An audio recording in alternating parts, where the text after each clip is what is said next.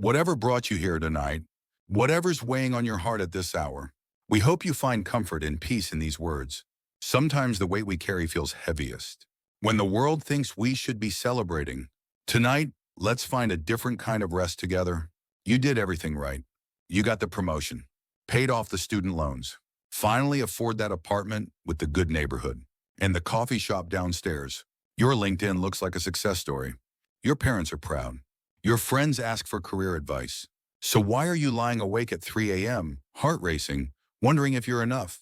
Why does success feel so empty? Let me tell you about Sarah. She's 32, lives in a converted warehouse loft in Brooklyn. That costs $4,200 a month. Senior product manager at a fintech startup. Stock options that might actually be worth something. She orders her oat milk cortado through the Starbucks app every morning at 7:23 a.m. sharp. Because the line moves faster that way. Last Tuesday, she got the promotion she'd been working toward for 2 years. Team of 12 reports to her now.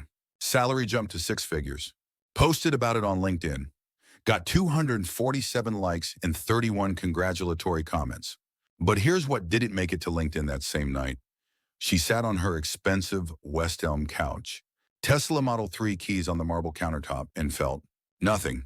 Well, not nothing. Panic. Like she was drowning in air. Like success was supposed to feel different than this. Then there's Marcus in LA. PhD in environmental science from UCLA. Finally landed that research position he'd been dreaming about since undergrad. Student loan balance down to $23,000 from the original $180K. He can afford more than ramen now. Actually bought organic groceries at Whole Foods last week without checking his bank balance first. But Sunday night still hit him like a freight train. The Sunday scaries, he calls them. That sinking feeling that no amount of achievement seems to touch. He doom scrolls Twitter until 2 a.m., comparing his research citations to colleagues, wondering if he's falling behind despite literally living his dream. And Lisa in Austin, Texas. Working mom, 2 kids, just got promoted to regional sales director. Company car, expense account, respect from her peers. She's the success story her parents always hoped she'd become. House in a good school district. Kids in soccer and piano lessons. Family vacations that make for perfect Instagram posts. But when she's loading the dishwasher after everyone's asleep, after the last email is sent, and the last permission slip is signed, she stands there wondering why success feels like she's holding her breath underwater. Why does having everything she thought she wanted feel so much like drowning?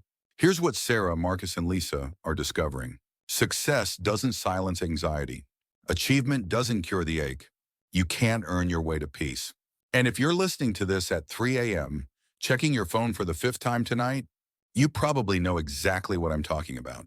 The world tells us that anxiety is a productivity problem, that if we just optimize enough, achieve enough, earn enough, we'll finally find rest. But that's not how the human heart works. There's an ancient wisdom that says, "Come to me, all you who are weary and carrying heavy burdens, and I will give you rest." Not come to me when you've earned it. Not come to me when you've achieved enough to deserve peace. Just come as you are. Tired, anxious, successful, and still somehow empty. You're not broken because success didn't fix your anxiety. You're human. The peace you're looking for isn't something you earn through perfect productivity. It's something you receive. It's not waiting for you at the end of your to-do list. It's available right now, in this moment. Even with your bank account balanced and your career on track and your heart still racing, burnout is not your identity.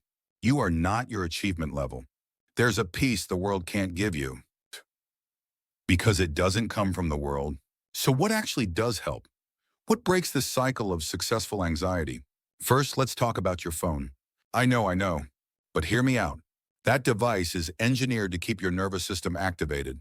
The blue light tricks your brain into thinking it's daytime. The notifications create artificial urgency about things that can wait until morning. Tonight, try this 1 hour before bed. Put your phone in another room, not on silent, not face down, in another room. Yes, even your alarm. Get an actual alarm clock. They still make them. This isn't about perfect digital detox. This is about giving your nervous system permission to shift out of high alert mode. The world keeps spinning without your constant monitoring. The emails will be there in the morning. The anxiety you feel about missing something, that's not intuition, that's conditioning, and you can break it. Second, your sleep environment matters more than you think. Your bedroom should feel like a sanctuary, not an office extension. Temperature between 65 to 68 degrees. Blackout curtains if you can manage it. No laptop charging station next to your pillow. Here's something simple you can do tonight. Change all your lights to warm, dim settings 2 hours before bed. Most phones have a night mode setting. Your apartment's overhead lights have dimmer switches for a reason. Create the lighting your nervous system needs to shift into rest mode. Remember, be still and know that I am God. Not be productive and maybe then you'll find peace. Be still. The show. In this moment, even with everything unfinished. Third, let's talk about breathing. When anxiety hits at 3 a.m., when success feels hollow, when your heart races, despite having everything you thought you wanted, try this. Breathe in for 4 counts, hold for 4 counts, breathe out for 6 counts. That longer exhale activates your parasympathetic nervous system, the part that tells your body it's safe to rest. Do this 4 times. Feel your shoulders drop away from your ears. Feel your jaw unclench. This isn't about controlling your anxiety through willpower. This is about working with your body's natural design for rest. You were made for rhythm, not constant hustle. Even in your success, especially in your success, you need rest. There's another piece of ancient wisdom that says he gives sleep to his beloved. Sleep is a gift, not something you earn. Rest is grace, not a reward for productivity. You don't have to earn peace through perfect achievement. You don't have to solve every problem before you're allowed to rest. Peace isn't the prize for finishing your to-do list. Peace is what gives you clarity to handle tomorrow's challenges. Sarah, the Brooklyn product manager, she started putting her phone in the kitchen overnight, bought a sunrise alarm clock, still gets anxious sometimes, but she sleeps better. The promotion feels less hollow when she's not constantly checking LinkedIn for validation at 2 a.m. Marcus discovered something powerful. Anxiety about falling behind actually made him less productive in his research. When he started protecting his sleep, setting boundaries with Sunday night doom scrolling, his work improved. Turns out rest enhances creativity, doesn't diminish it. Lisa and Austin learned that being a good mom didn't require sacrificing sleep for late-night email checking. Her kids need a mom who's present more than they need a mom who answers every work message immediately. Success that costs you sleep isn't sustainable success. Here's what I want you to remember tonight. Your worth is not your productivity level. Your identity is not your achievement score. You are beloved before you achieve anything, and after you fail at everything. Success didn't fix your anxiety, because anxiety was never meant to be fixed through external achievement.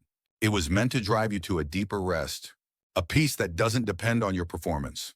You've worked hard to get where you are.